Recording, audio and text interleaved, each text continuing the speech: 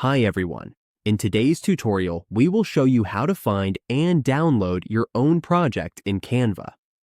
Whether we need to revisit past designs or reuse previous work, accessing and exporting saved projects is quick and easy.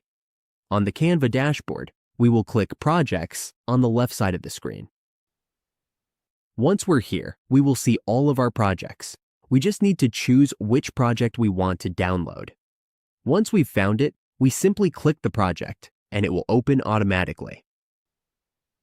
To download it, we just need to click Share in the upper right corner. Once we click that, we will see the download option.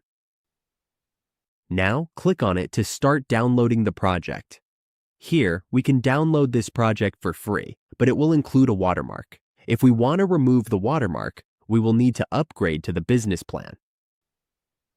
Now, click Download to save the project.